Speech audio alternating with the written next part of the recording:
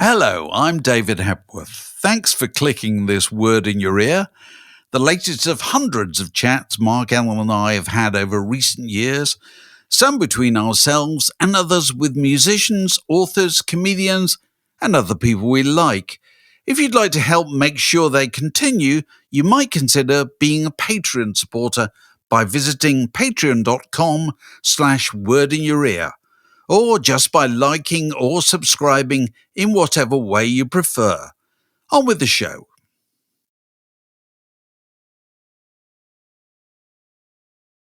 Okay, welcome to this special Word in Your Ear. I'm delighted to be joined from Winnipeg in Canada, I think I'm right in saying, by John Einarson. Hello, John. Hi, David. How are you? I'm very good. And we're here to discuss John's book, Forever Changes, the authorized biography of Arthur Lee of Love and the Story of Love, which has just come out in the UK. Now, this is kind of republished, isn't it, John? Tell us the story of this book from the beginning. The book first came out, I think, around 2011 or so, and it sold out very quickly. There was such a craving, obsession, whatever you want to call it, for anything about love, because very little had ever been written about Arthur and about love, other than lots of rumors and conjecture. And it sold out very quickly. But the publishers, who are a UK company, Jawbone, didn't reprint. For whatever reason, they decided not to reprint it. So there has been quite a lot of growing interest in the intervening years to get this book out again. And then what transpired was Johnny Eccles, the original guitar player in Love, was going out on tour with Arthur's last version of what he called Love, which was a band from LA called Baby Lemonade, and they were doing a UK tour. And so Jawbone decided, well, this is an opportunity, because there's going to be publicity around it, to put the book out, maybe even get it sold as merchandise at their shows. So they really got on board quickly, put a new cover together. I contacted Johnny to write a foreword that we added to the book, and here it is. I'm pleased to have it out again. I bet you are. So just to explain, Love have got a particular constituency in the United Kingdom, haven't they? I mean, they've always had a special relationship with the UK. Is that fair to say? Very much so, and Arthur on his own as well. They're more popular, I think, in the UK than they were in the United States, their home country. I mean, they're revered. A parliamentarian in your government brought a resolution on the floor of the House of Commons to recognize Forever Changes as, I don't know if they said greatest or one of the greatest albums of all time. And so they didn't get that kind of recognition from the American Congress, but certainly in the UK, they are loved. Right. And have been for a long, long time, from the mid-60s. So how far do you personally go back with them? I go back to 1966 and hearing My Little Red Book on my transistor radio here in Winnipeg, and I loved it. I mean, folk rock was the big thing happening at the time. It really was. I mean, their debut album ended being very folk rock-ish, but this had a real punk sneer to it before even we talked about punk music at all. So it, excuse me, it caught my attention right away. And as soon as the album came out, I bought the album. And as I said, it was kind of folk rocky, but it was like, what if Mick Jagger did folk rock? And that's kind of the way Arthur, sang. He had that punkish rawness to it that I loved. And I followed their career from that point on. And I mean, for me, it was a thrill to write the book. So did they ever come to Canada? No. They didn't go far, did they, really? They did not. Arthur hated to tour. He didn't like touring at all, and he wanted to sleep in his own bed every night. So, I mean, which is bound to be a slightly limiting factor in a musician in our time. So let's just go back to the beginning. Now,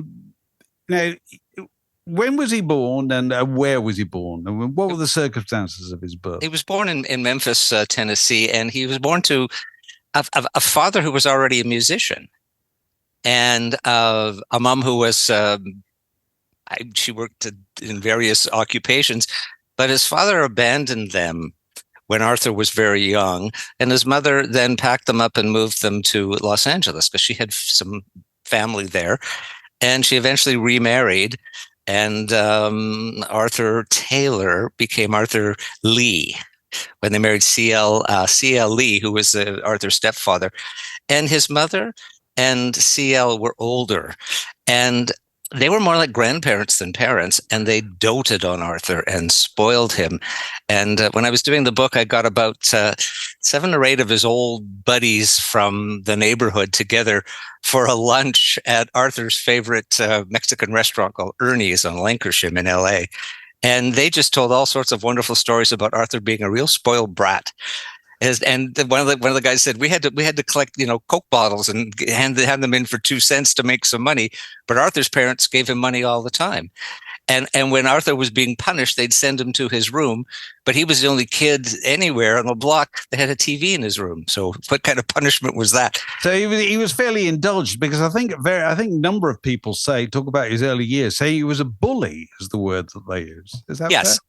Yes, and he had to have his own way, and that certainly carried through. I mean, established in his childhood, and carried through to the way he ran bands, and in particular, Love. It was Arthur's way or the highway. Right. So, just to try and throw some light, if you can, on it's an extraordinary story nowadays of kind of what we would call identity. You know what I mean? Because his racial identity was not as cut and dried as probably you might have thought. Is that fair to say? And in fact, his mother was light enough, even though she was African American, light enough that she was often able to pass as white. And Arthur therefore had inherited some of that lightness to his complexion. And so although I don't recall that he ever passed as white, he certainly had. It's kind of like when President Obama was running for president, they said he wasn't black enough, and to fit into black society. I guess Arthur kind of was a little bit like that too, but Arthur never sounded, and this is going to sound, I don't know how this sounds, cliched or whatever. He never sounded black. He never sounded like a soul singer or an R&B singer or anything like that. And you could be confused if you never saw the band, but you heard them on the radio, or you heard their record, to think he was white. But in fact, they were an interracial band, because not just Arthur, but Johnny Eccles was also dark. And the thing about Johnny Eccles was he looked like a taller, meaner Johnny Mathis. Yes. Yes. Because Johnny Mathis was, let's not forget, probably at the time, the biggest African-American entertainer in the United States. Was that fair to say at the time? Fair to say, and as we've been talking, he was a lighter. I mean, I don't want to get into shades of black, but he was a lighter shade of black. Yeah. So I guess that made him palatable, maybe to white audiences. Because when Johnny Mathis was coming up, there was still a lot of racism. Well, absolutely, no, definitely. But I mean, particularly in the music business, particularly in those days, and I'm thinking about Jimi Hendrix, who kind of came along around about the same time, didn't he? If you were an African-American, you went in one box as far as the music business was concerned, but you were making black records for the black audience, weren't you? Whereas he wasn't really doing that, was he? Not at all. And, talking about Jimmy, Chas Chandler, who eventually brought him to England, recognized that the fact that had they tried to launch Jimmy in the States, he would be in that box, that category, Black American guy. So he recognized that there was more potential for acceptance in the UK, which was a smart move. But Jimi Hendrix, his audience was primarily white. Oh, absolutely, white teenage kids, and he was kind of seen as a sellout by the black community in the States, because he was playing with 2 white guys, managed by a couple of white guys, white record label, and he wasn't singing Boogaloo down Broadway. He was singing white psychedelic kind of music and heavy rock kind of music. And bringing it to Arthur, it's the same thing. He wasn't singing soul music or R&B. He didn't have any kind of a grit to his voice. So he was the sound of the band was marketable to white audiences. The image of the band may not have been. Like they could never tour the South, and they always knew that. They would never get away with having a mixed race band playing in Birmingham, Alabama in 1966. So it limited their ability to travel. Not that Arthur wanted to travel anyway. No, not that he wanted to do it. So the group is formed with Johnny Eccles and Brian McLean, who, kind of interestingly enough, turned out it was the half brother of Maria McKee, who was quite well known in the UK many, many years later. And so they formed the group. They signed to Elektra, which was a very key thing, wasn't it? Well, it was Elektra's first real foray into rock and roll. They had signed the Paul Butterfield Blues Band, who were a very electric, very exciting, young white guys playing this music with great zeal. But it was the first rock and roll band they signed, and it was taking a chance. But Jack Holzman came to see them performing in L.A. and was very, very impressed with them and saw the potential in kind of, again, spanning that market of white and black. They're certainly going to be more white than black. Image-wise, black appeal. Music-wise, broader appeal. And took a chance and signed them. Yeah. So I think he was also instrumental in making a very key decision, a similar decision as he made with the Doors, which is to have them represented by a logo at a time when bands weren't really doing that. And it's still a very powerful logo to this day, isn't it? It is, and certainly the Love logo carries on. And Johnny Eccles is touring in your country right now, and using that iconic logo that I think it was William Harvey came up with, who was the art director at Elektra Records. There's something else interesting about Elektra Records when they did their albums.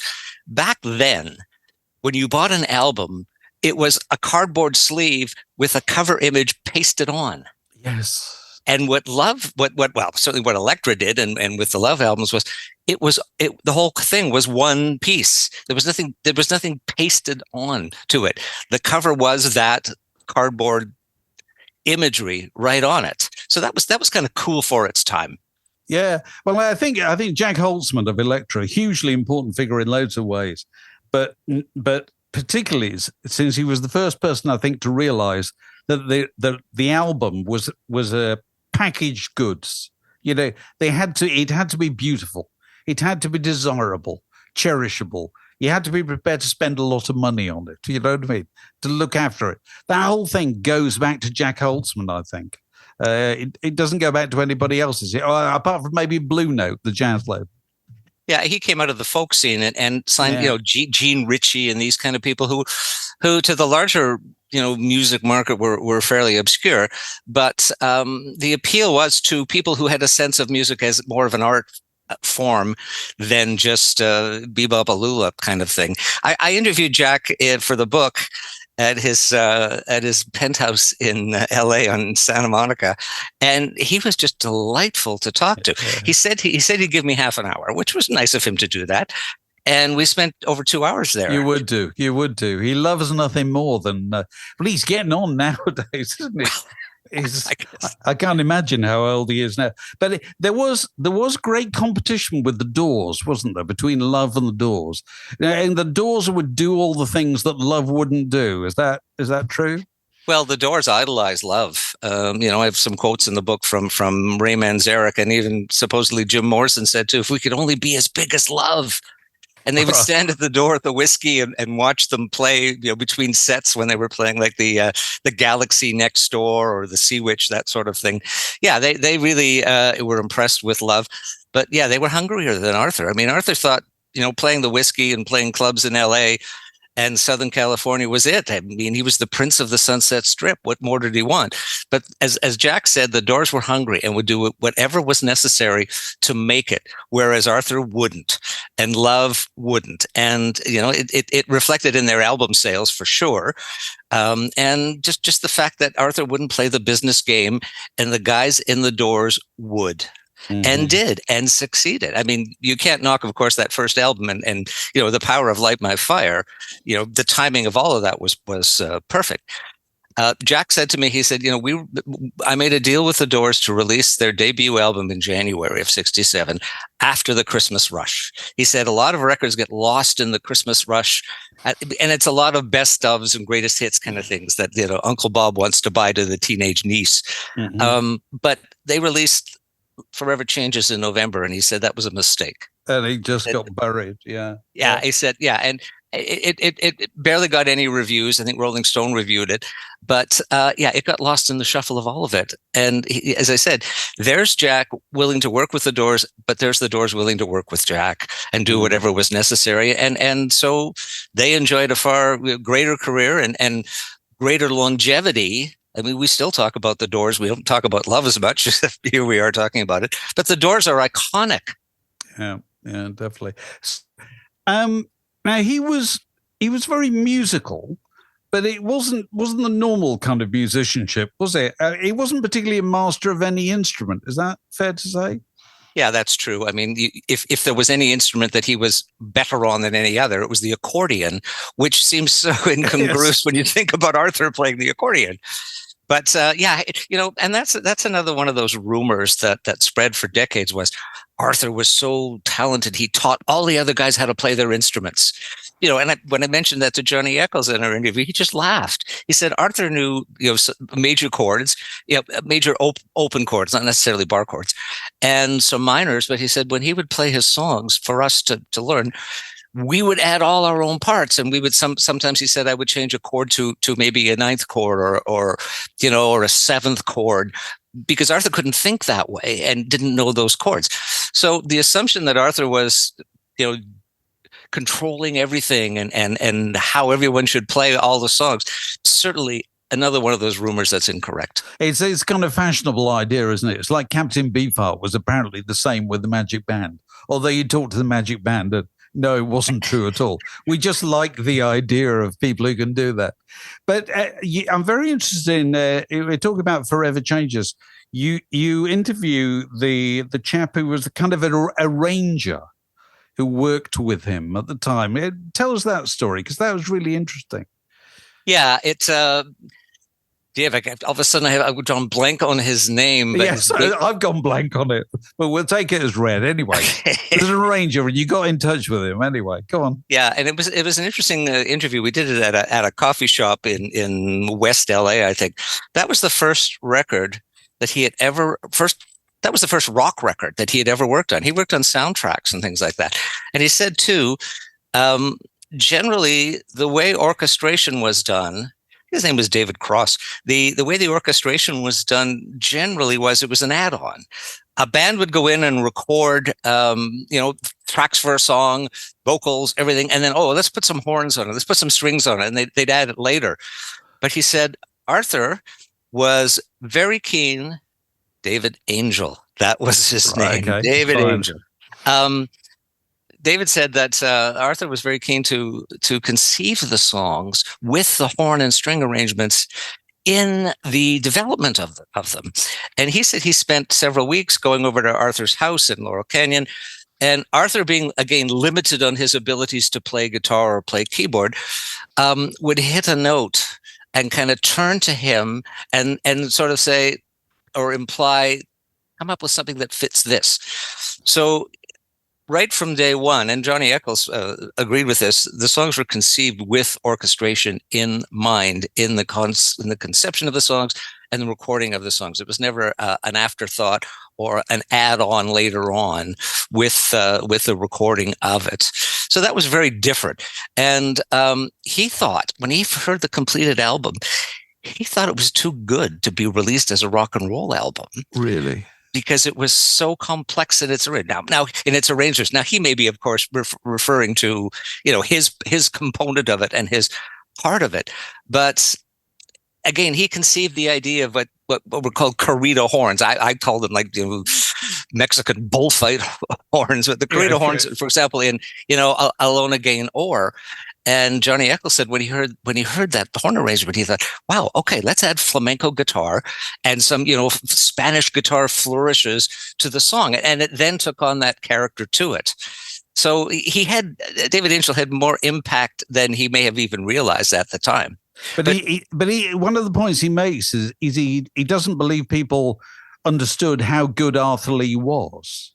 Yeah. And even though Arthur was very primitive in his musical knowledge, it was what was in his head that really, the concepts that he had in his head that he was somehow able to convey to him David Angel, and also to the other guys in the band that made him stand out as a genius. He wasn't a 3 chords, she loves you, yeah, yeah kind of guy. He was thinking far further than that.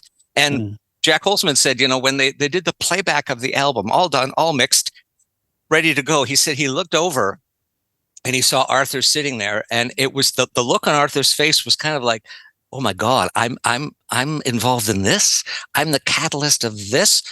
And kind of a feeling that, as Jack said, that Arthur felt he may never get back to this again. The quality of this, and he never did. And he didn't really. I mean, go on. Forever Changes became a milestone, certainly for Arthur, but a millstone as well, because it hung around his neck. And when the original band, or the band that made Forever Changes, broke up, and he put together pretty much a straight rock and roll, hard rock kind of a band, people would say, hey, play something from Forever Changes. And he'd sneer back, I don't play that shit anymore, because he couldn't. And his recordings forever after, whether under his own name or under the Love banner, were always compared to Forever Changes. And so why couldn't he do it, in the sense that that band had gone, that moment had gone, and you couldn't recreate it? Was that the idea?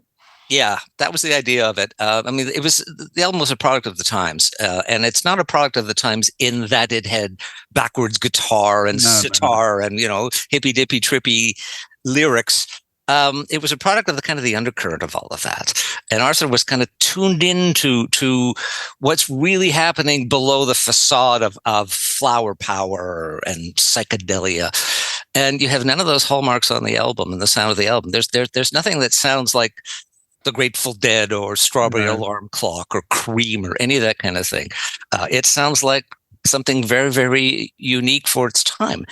And what's funny is, I bought that album probably when it hit Canada in early '68, and my initial thinking or response to it was, "Wow, what's with the Mexican bullfight horns and all that sort of thing?" It seemed so out of context. But it then kind of grew on me, as it did on a lot of people.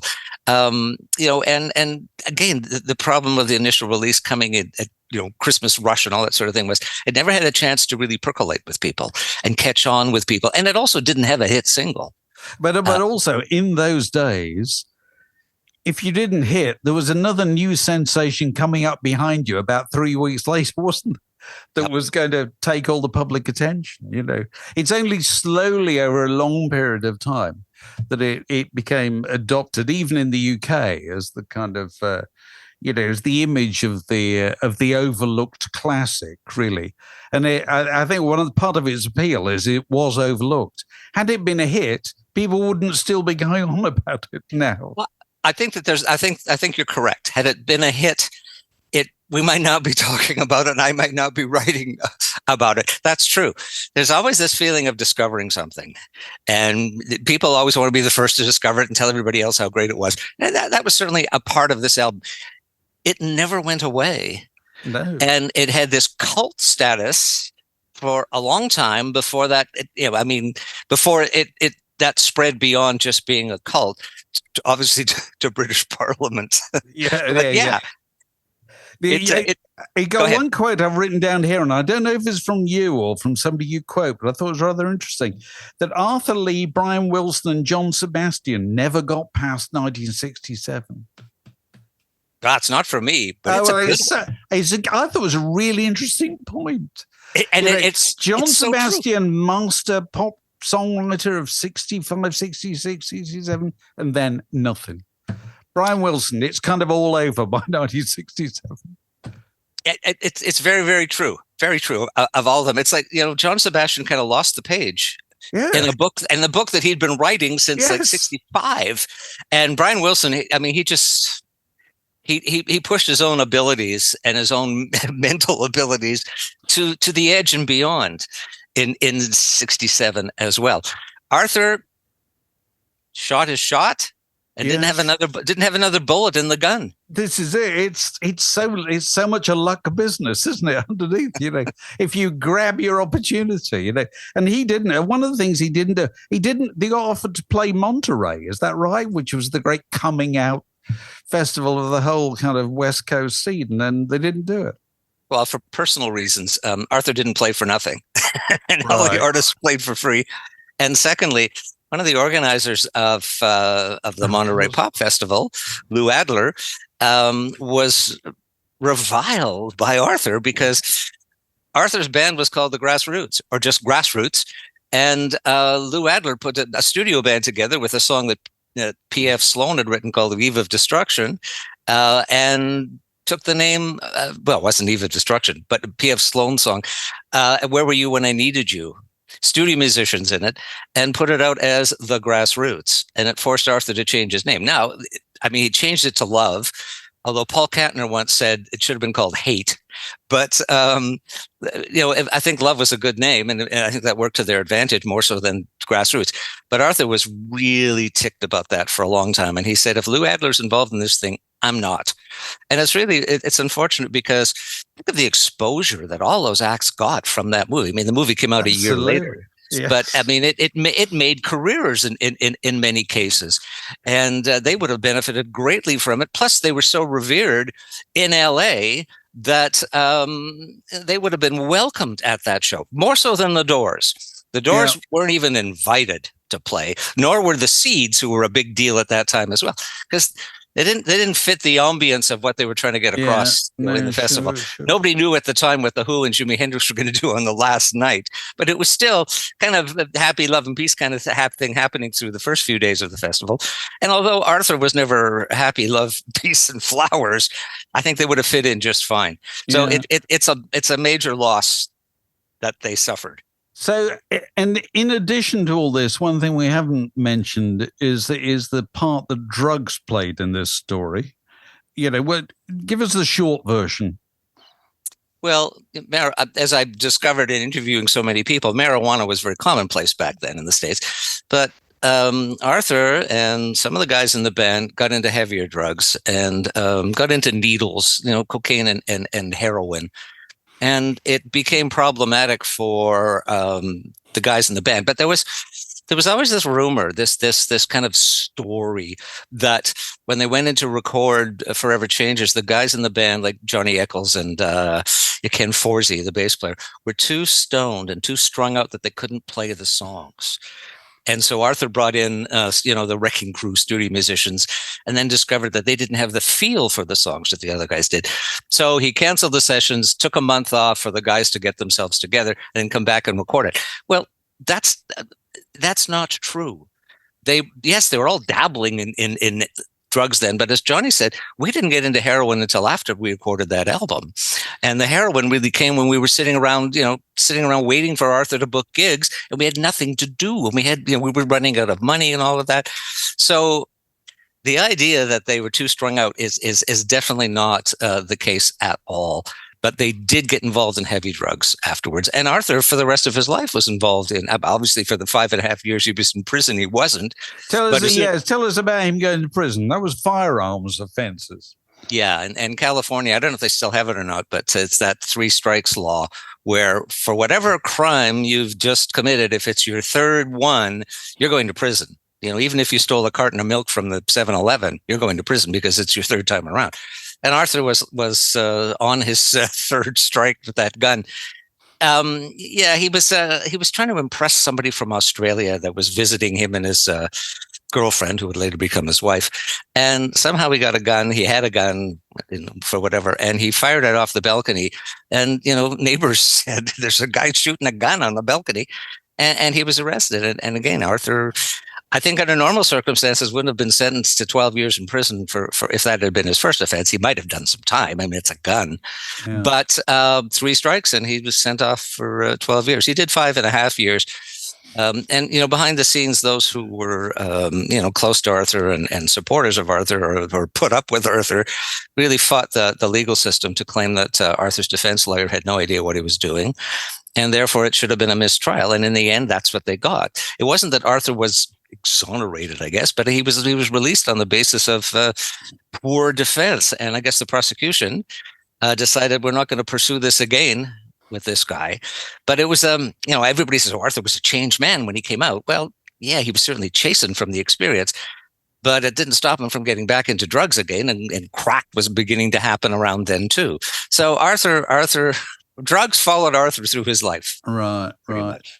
So we tend to have a view of the musicians nowadays having very long careers, and they have a period in the middle when nobody wants to know them. And then they come back and have their day in the sun later on. You know what I mean? As a legend. Or did he ever have that, Arthur Lee? Yes, he did. He had a wonderful third chapter. I mean, the first chapter is love and their success. Second chapter is, prison and all sorts of screw ups. And then to come out of prison and ride a wave of acclaim, because he wouldn't play Forever Changes. And when he came out of prison, a European promoter said, there are people dying to see you, but they want to hear Forever Changes. And it took Arthur a while to realize, to compromise and say, okay, if that's what they want. And he was lucky enough to get to find Baby Lemonade, who were very, very talented and sympathetic musicians who put up with Arthur. And also a Norwegian music arranger who had no charts and had to listen to Forever Changes, for 1,000 times and write down horn and string parts identical to what David Angel had done on that on the Forever Changes album. And it really was an impressive show. And it was this final act. Although, at the time Arthur wasn't seeing it as final act, but it would become his final act of acclaim everywhere. I mean, he toured several years doing the Forever Changes show and adding other love songs with this mini orchestra, and to acclaim everywhere he went. So when he died, it was as a hero and not as a fallen hero. Right. Well, that's good. That's good. Now, the record, you say the master tapes have disappeared, so it will never be kind of remixed and put out in a special box set or any of that kind of malarkey. Yeah, it's somehow when there was some kind of a move with Elektra between New York and L.A., that the master tapes got, whether somebody helped themselves to them, which is probably likely, someone's sitting on those tapes somewhere. So there's very limited ability to do anything with the tapes. And, you and I were talking about this before, the fact that they put out, remixed and all this kind of thing. And I have trouble, and I know you did too, recognizing where's the differences. Yes. I don't get it. I don't hear anything different. But there's such an appetite for love and Arthur Lee. I mean, there's new stuff coming out every year. Somebody finds somewhere of Arthur and unreleased tracks and tapes and all this sort of thing. And there seems to be a market, albeit a limited market, for it. I mean, it's very much akin to Gene Clark. I wrote the biography of Gene Clark, Mr. Tambourine Man, and there's so much stuff come out, since his passing, and even since the book came out. Anything and everything that he touched in some way or another, or showed up in a studio and sang something, has been released. And I've been asked to write the liner notes for a lot of these as well. But it's kind of like, what's that sound? Oh, it's the sound of the bottom of a barrel being scraped. Yeah, like Jimi Hendrix. What's left to release for Jimi Hendrix? And, if there's a market out there, albeit limited, I don't think the Gene Clark stuff really sold more than maybe 5,000 copies each. No, I'm sure. It's a limited market, but it's a rabid market. So listen, I mean, Glenn Miller's plane went down in 1944 or 5, I can't remember. And there is still the Glenn Miller Orchestra still tour. So, don't write off the possibility that we will see in 10 years' time some group love going out doing no perfect renditions of Forever Changes, and there'll probably be people queuing up to see it and hear it. And if they want more documentation on the full story, there's John's book, Forever Changes, the authorized biography of Arthur Lee and Love, republished now, available in the UK. John, it's been lovely talking to you. Thank you, David. And all the very best. And I hope we'll speak again in the future.